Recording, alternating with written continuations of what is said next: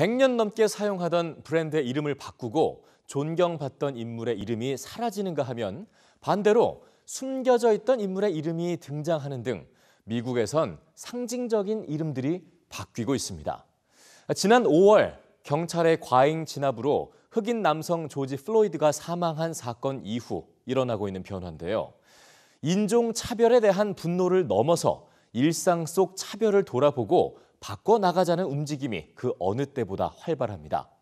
조지 플로이드가 바꾼 이름들, 뉴스취에서 전해드립니다. 최근 미 항공우주국 나사는 워싱턴 DC의 본부 이름을 바꿨습니다. 나사 본부의 새로운 명칭은 메리 W. 잭슨, 한 사람의 이름이죠. 메리 잭슨은 여성이자 흑인입니다. 그리고 나사 최초의 흑인 여성 공학자로 1960년대 미국의 우주 산업을 이끈 주인공이었는데요. 남성도 백인도 아니기에 숨겨진 인물로 존재하던 메리 잭슨을 이제 미국 우주 산업 역사 전면에 등장시킨 나사.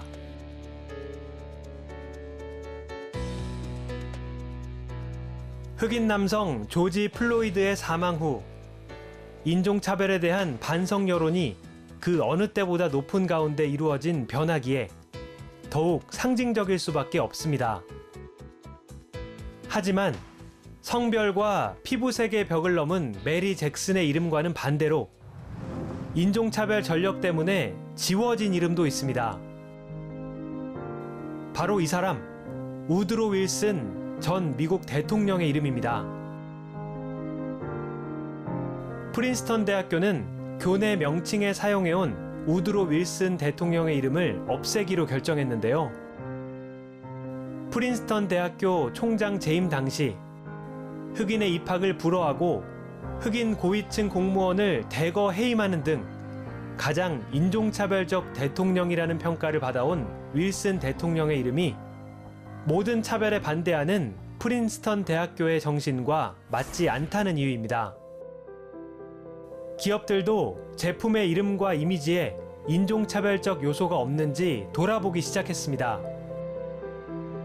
100년 넘게 흑인 유모의 이름과 이미지를 고집하던 미국의 한 식품 기업.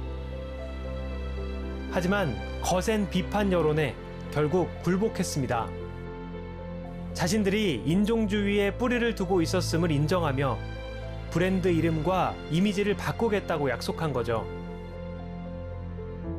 이러한 변화는 흑인을 대상으로 한 제품에 그치지 않습니다. 날고기를 먹는 사람이란 뜻의 에스키모를 100년 가까이 제품 이름에 쓴 기업은 올해 안에 이름을 바꾸겠다고 발표했습니다.